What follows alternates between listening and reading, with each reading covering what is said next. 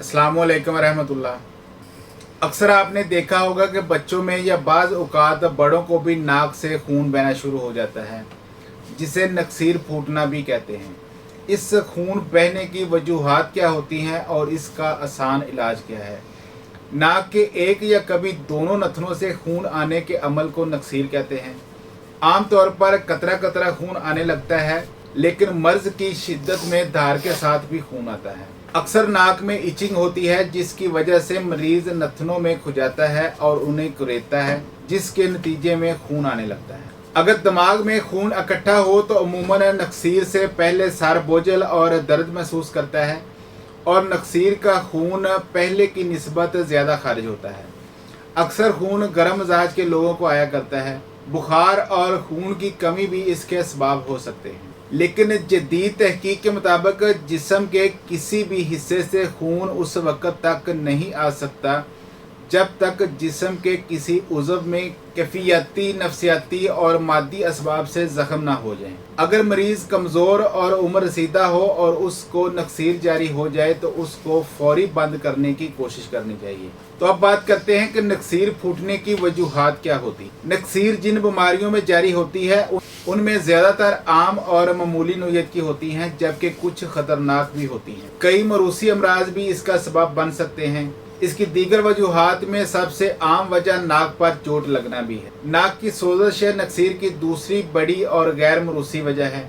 इसमें नाक और सांस को मुतासर करने वाले वायरस, बैक्टीरिया और फंगस की वजह से होने वाले इन्फेक्शन खासे आम हैं।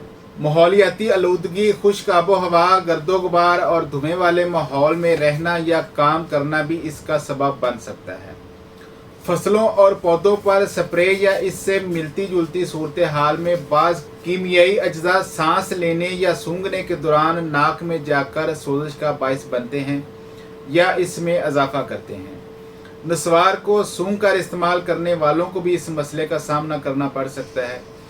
नाक या सांस की नाली में रसौली भी इसकी वजह बन सकती है। कुछ दवाओं मसलन जिस्म और जोड़ों के दर्द और खून को पतला करने के लिए इस्तेमाल होने वाली अद्वियात का ज़्यादा इस्तेमाल भी नक्सीर का सबब बन सकता है। जिगर की बीमारियां, विटामिन सी और विटामिन के की कमी भी इसकी एक वजह हो सकती है। तेज़ धूप में काम करना, सर में खुश्की और ब्लड प्रेशर की ज़्यादती बड़ी उम्र के लोगों में नक्सीर फूटने का सबब बनती है। अगर नक्सीर शुरू हो जाए तो ऐसी सूरत में फौरी क्या करना चाहिए? अक्सर सूरतों में नाक पर लगने वाली चोट मामूली नोयत की होती है, लिहाजा खून नहीं निकलता, और अगर निकले भी तो थोड़ी देर बाद खुद ब खुद रुक जाता है। शदीद चोट लगने की सूरत में नाक से बहुत ज़्यादा खून बहना शुरू हो सकता है, जो खुद ब खुद नहीं रुकता।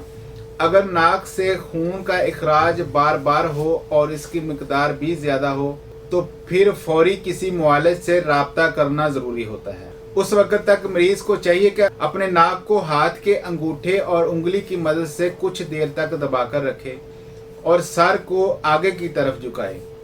ऐसा करने से अक्सर औकात खून आना बंद हो जाता है, और खून अगर मुंह में आ रहा हो तो उसे थूक के ज़रिए बाहर निकालते रहना चाहिए। नक्सीर के मरीज़ों को ज़्यादा गर्म चीज़ें खाने से परहेज़ करना चाहिए। इन्हें चाहिए कि मसालेदार और तेज़ मिर्च मसाले वाले खाने ना खाएं। इनकी बजाय अपनी खुराक में रसदार फल, सब्ज़ी, दूध, दही, पानी, लौकी और मूली वगैरह शामिल करें। नक्सीर फूटने की सूरत में गर्म पानी से गुस्ल नहीं करना चाहिए। गर्मी के औकात में बाहर ना निकलें। अगर छींक आए तो पूरा मुंह खोल कर छींकें। बाज़ लोग नक्सीर रोकने के लिए सर पर ठंडा पानी डालते हैं।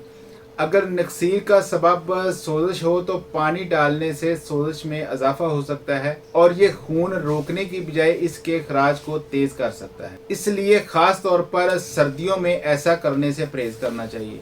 नक्सीर की वजह से किसी बड़ी पेचीदगी का सामना बहुत कम सूरतों में होता है। ऐसे में अगर बर वक्त तिब्बी इमदाद ना मिले तो मरीज बेहोश हो सकता है और खून सांस की नाली में जा सकता है। अगर बार बार नक्सीर आ रही हो तो खून की कमी का मसला भी सामने आ सकता है।